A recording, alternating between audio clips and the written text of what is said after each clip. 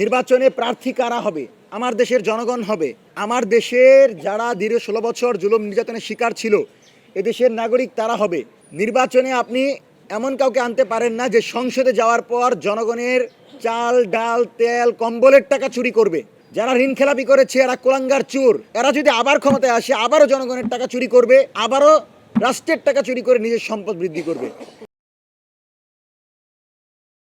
এই সরকার এই হত্যাকাণ্ডের সাথে সংশ্লিষ্ট আছে বলে আমরা মনে করছি, এবং সরকারের ভিতর মিলিটারি ইন্টেলিজেন্সের ভিতর যারা ঘাপটি মেরে আছে, ভারতীয় অপশক্তি আওয়ামী লীগের শক্তি, তাদের মাধ্যমে এই হত্যাকাণ্ড ঘটেছে।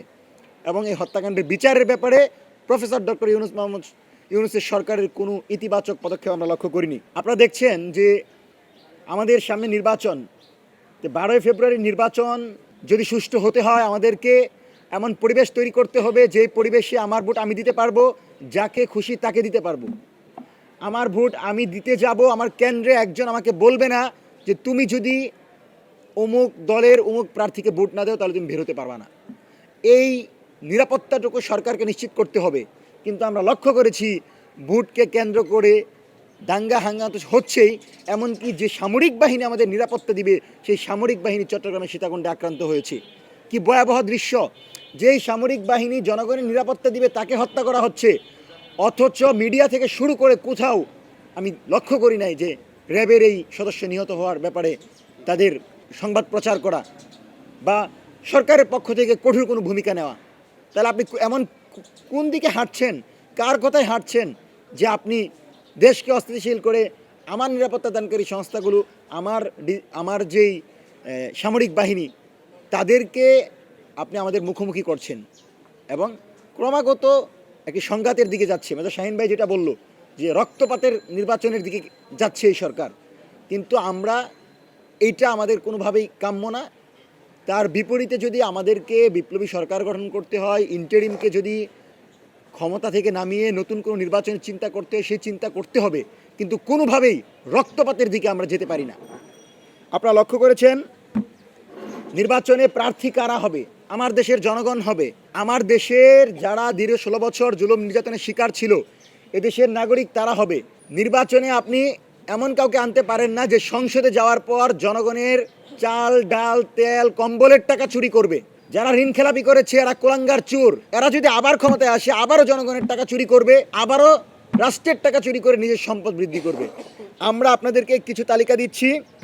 চট্টগ্রাম 4 আসন আসলাম চৌধুরী, সিলেট 1 খন্দকার আব্দুল মুক্তাদির, বগুড়া কাজী রফিকুল ইসলাম, ফেনী আব্দুল আউয়াল মিন্টু, যশোর এস আইয়ুব, ভোলা 2 হাফিজ ইব্রাহিম, কুমিল্লা মঞ্জুরুল আহসান মুন্সি, কুমিল্লা 3 শাহ মুফাজ্জল হোসেন কায়কোবাদ, কুমিল্লা 7 রেদওয়ান আহমেদ, কুমিল্লা 9 আবুল কালাম, ঢাকা 1 খন্দকার আবু আশফাক, বগুড়া 6 গোলাম মোহাম্মদ সিরাজ, গাজীপুর 4 রিয়াজুল হান্নান। এদের প্রত্যেকেই ঋণ খেলাপির প্রমাণ আছে, তারা ঋণ খেলাপি করেছে। এই কুলাঙ্গারদেরকে আপনি সংসদে নিতে পারেন না। এই কুলাঙ্গারদেরকে আপনি রিট করার কারণে হাইকোর্ট কোনো বিচার বিবেচনা না করে সরাসরি তাদের বৈধ ঘোষণা করে দিল। কি আজীব! কার ইশারাই হলো? কে এটা করলো? কোনো ঋণ খেলাপিকে আমরা নির্বাচনে অংশগ্রহণ করতে দিব না, এবং বাঁশের লাঠি তৈরি করে যদি কাউকে প্রতিরোধ করতে হয় সেটা করব, কিন্তু কোনো চুরকে বাংলাদেশের সংসদে আমরা যেতে দিব না। সরকার তার বৈধতা আমরা জুলাইয়ের ম্যান্ডেট দিয়েছি। তো প্রফেসর ইউনূস তাকে গ্রেফতার করতে পারে যে ওয়াকারের বিরুদ্ধে একটা বক্তব্য দেয়, সুরভিকে গ্রেফতার করে গুম করতে পারে, সে মেহেদিকে গ্রেফতার করতে পারে। মেহেদি বলেছিল যে আমরা প্রতিরোধ যোদ্ধা হিসেবে থানা পুড়িয়েছিলাম। কিন্তু এই সরকারকে এত গালি দেয়, এত পীড়িত, এই যে মুনতাসির মাহমুদ আইডি থেকে প্রফেসর ইউনূসের গালি দিচ্ছে, তারেক রহমানকে গালি দিচ্ছে, তাকে কিন্তু গ্রেফতার করে নাই, কারণ সে আওয়ামী লীগের, হাসিনাকে সে মা ডাকে। তো আমাদেরকে জবাই করতে পারে, হুমকি দিতে পারে, সেই আইডিগুলো সচল থাকতে পারে, সেই চ্যানেলগুলো সচল থাকতে পারে, কিন্তু আমাদের জুলাই চ্যানেল বন্ধ করে দেওয়ার জন্য আপনারা খুব উদ্গ্রীব। সুতরাং এই সরকার যে কোন পথে হাঁটছে এটা আমাদের বোঝা হয়ে গেছে। এই সরকারের এই নির্বাচন আমরা এখনও মনে করি না কোনোভাবেই সুষ্ঠু অসম্ভব, এবং একটা পাতানো নির্বাচনের দিকে যাবেন, প্রতিরোধ কাকে বলে দেখতে পারবেন।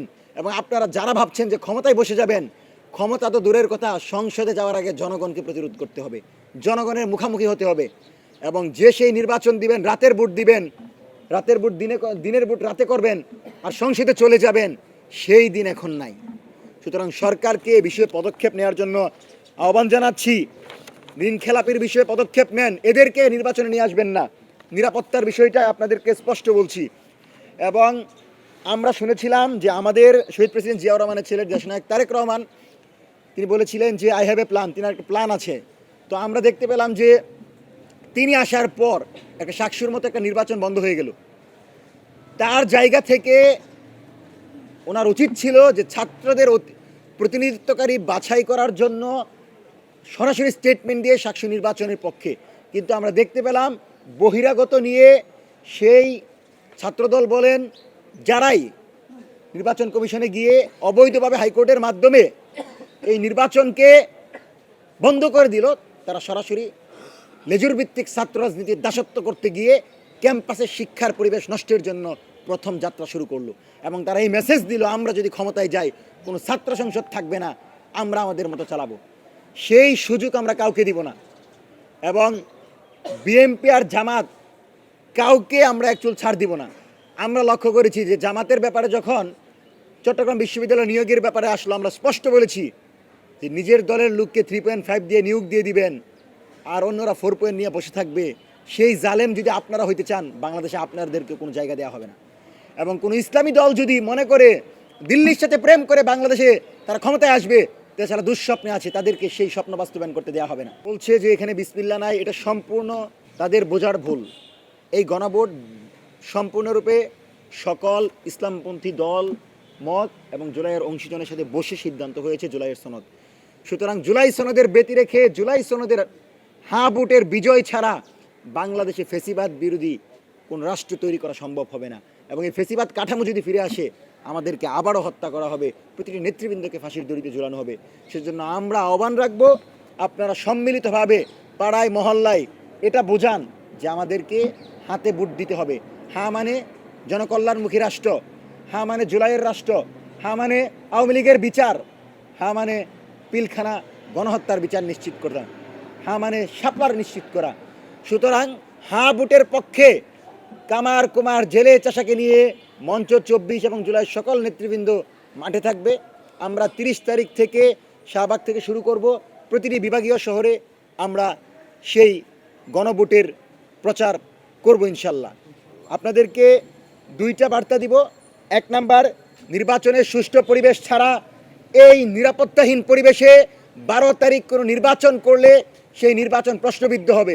সুতরাং লেভেল প্লেয়িং ফিল্ড ছাড়া এই সরকারকে কোনো নির্বাচনে যাওয়া উচিত হবে বলে মঞ্চ 24 মনে করে না। দ্বিতীয়ত, হ্যাঁ ভোটের বিপরীতে যারাই অবস্থান নিবে, ছাত্র জনতাকে বলবো বাঁশের লাঠি তৈরি করে এদের বিরুদ্ধে গণপ্রতিরোধ গড়ে তোলেন। যেখানে আওয়ামী লীগ সেখানেই ধুলাই, যেখানেই জাতীয় পার্টি সেখানেই ধুলাই। এদেরকে ধুলাই দিয়ে প্রশাসনের হাতে তুলে দেন। কোনো জঙ্গি সন্ত্রাসীদেরকে খোলা মাঠে রেখে বাংলাদেশে কোনো নির্বাচন হইতে দেওয়া হবে না। তৃতীয়ত, প্রশাসনে যে সকল মিলিটারি ইন্টেলিজেন্সের ভিতরে যারা দলীয় এজেন্ডা বাস্তবায়ন করছে, তারা দলের স্লোগান দিচ্ছে, এদেরকে চিহ্নিত করে নির্বাচনের আগে সরিয়ে দেন। ডিসিদেরকে পরিবর্তন করেন। যে সকল ডিসিরা নির্বাচনের প্রার্থী দেওয়ার পর তালি দিচ্ছে, যে সকল ডিসিরা নির্বাচনের আগে কোনো দলের নেতার বাসায় যায়, নেতার কথার পরামর্শ নেয়, সেই সকল ডিসিদেরকে পরিবর্তন করেন। এবং ব্যালটের ব্যাপারে স্পষ্ট বলেছি, ব্যালট বাক্স ভোট দেওয়ার সাথে সাথে সেটাকে সিলগালা করে দিতে হবে। কোনোভাবেই সেটাকে রুমে নিয়ে রেখে এই সুযোগ করে দেওয়া যাবে না যে সেখানে আমি 10 মিনিটের ভিতর 2000 ভোট ঢুকিয়ে দিব। এই সুযোগ রাখা যাবে না। কোনো ইলেকশন ইঞ্জিনিয়ারিং কোনোভাবেই গ্রহণ করা হবে না। changetv.press এক ফোঁটা হলুদও নেই।